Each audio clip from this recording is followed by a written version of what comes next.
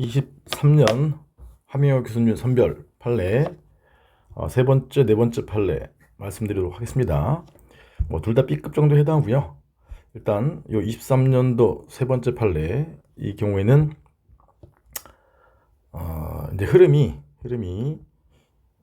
요 서울대 최계용 교수님이 이제 정리해서 법조신문에 올려놓은 자료에 의하면 공정거래법 위반 행위죄에 대한 제재는 이제 순서가 먼저 벌점을 부과하고 그다음에 공정거래위원회가 입찰 참가 자격 제한 등을 요청하고 그다음에 관할 행정기관의 입찰 참가 자격 제한 등 영업정지 등의 순서로 이루어지는데 대법원의 결론은 그 다음 밑줄에 보시면 대법원은 벌점 부과는 아직 내부적 단계에 불과해서 처분이 아니고 다만 입찰 참가 자격 제한 요 판례죠. 입찰 참가 자격 제한에 대한 요청 결정은 처분이라고 보고 있다. 왜냐하면 이제 요청 결정이 있으면 특별한 사정이 없는 한 입찰 참가 자격 제한을 해야 되기 때문에 이제 기속적이어서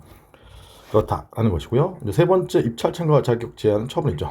그래서 결론 판례에 따르면 벌점 부과는 처분이 아니고 요청은 기속적이어서 처분에 해당하고 그다음에 입찰 참가 자격 제한은 처분이고 다만 이제 요 기속적이라는 것 이외에도 이제 이 판례에서 들고 있는 요청 결정에 대해서 처분성을 인정한 이유는 요청 결정이 있음을 알고 있는 사업자로 하여금 입찰 참가 자격 제한 등에 앞서 그걸 다투는 것에 앞서서 요청 결정을 다툴 수 있게 함으로써 이제 분쟁을 조기에 근본적으로 해결하도록 하는 것이 법체행정 원리에 부합한다. 뭐 이거 쓸 수 있으면 쓰시고요. 결론 요청 결정은 처분에 해당한다. 그래서 분쟁 조기 해결 이게 키워드예요. 그래서 노무사의 경우에는 대상적격 등이 나오기 때문에 이 판시상에서 양가로 2번 얘는 이제 본안심리 사항이라 좀 나오기 힘들다고 보여지고요. 그래도 간단하게 말씀을 드리면 양가로 2번에 갑 주식회사에게 이제 벌점 등이 부과됐는데 시행명령 등이 있었는데 이 을과 병으로 분할되고 정 주식회사가 대부분이 이전된 을 회사를 이제 흡수 합병한 거죠. 그래서 정 주식회사에 대해서 정 회사에 대해서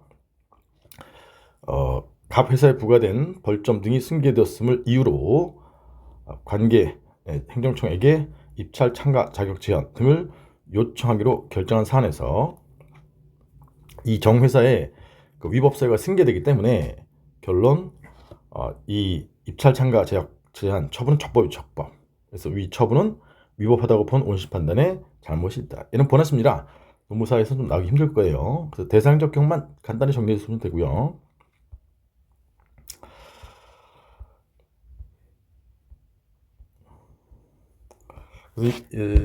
다음에 이제 원고적격 또는 대상적격 관련돼서 여기 23-4 네 번째 판례 이것도 B급인데 이건 시사적인 점이 예전에 이제 가수 유승준 사건의 경우에요. 사증 발급 거부 처분에 대한 추성을 제기한 것이죠. 이제 흐름은 양가로 이번에 병무청장이 법무부 장관에게 어쩌고저쩌고 해서 입국 금지를 해달라고 이제 요청하고 이 병무청장이고 그럼 이제 법무부 장관이 갑에 입국을 금지하는 결정을 했고 키워드가 이제 내부 전산망에는 입력했으나 아직 내부적 단계에 머물러 있는 거죠. 갑에게는 통보하지 않았다. 그래서 이 입국 금지 결정이 처분이냐와 관련해서 얘는 처분이 아니다. 이유는 뭐냐? 처분이 성립하려면 공적 견해가 외부에 표시돼서 취소 처리할 수 없는 상태여야 돼요. 근데 얘는 내부적 단계이기 때문에 따라서 처분이 아니다. 입국 금지 결정은 처분에 해당하지 않는다. 이렇게 봤고요. 그 다음에 양가로 4번 이거는 본안심리고 양가로 10번 이것도 역시 이제 양가로 4에 이어지는 본안심리예요. 그래서 양가로 4의 경우에 간단히 말씀드리면 처분은 문서로 해야 된다라는 게 이제 행정절차법 24조인데 양가로 10번에 보시면 세 번째 줄에 법무장관이 아까 입국 금지 결정을 했죠. 그 다음에 그 뒤에 이어져서 제외공관장에게 이렇게 신청해서 제외공관장이 처분 이유를 기재한 사증 발급 거부를 했는데 거부 처분서를 작성하여 주지 않은 채, 그래서 형식의 하자죠. 형식의 하자. 그래서 판례에 따르면 형식의 하자, 그러니까 이제 중대한 형식의 하자가 있으면 무효사유예요. 무효사유. 이사는 그렇죠. 사증 발급 전화로 문서가 아니라 사증 발급이 불허되었다고 통보한 사안, 즉 사증 발급이 수익적 처분인데 거부되었대. 거부. 그래서 일단 사증 발급, 즉 체류 자격 사증 발급 신청 거부는 처분이고, 이제 거부 처분의 경우에는 이제 원고적기 크게 쟁점되지 않는데, 이게 이제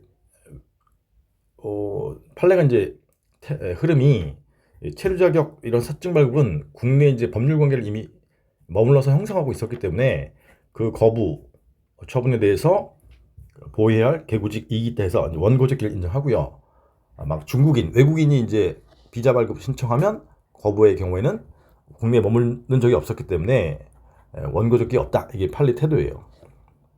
그래서 얘는 이제 거부 처분성 인정 요건 또는 원고적격으로 물어볼 수도 있어요. 그다음에 이제 본안 심리는 이제 안 나올 것 같고요.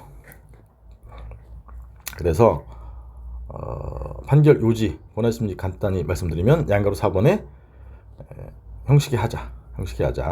그래서 행정절차법 위반으로서 중대한 법 위반이기 때문에 무효사유다. 이런 내용이고요.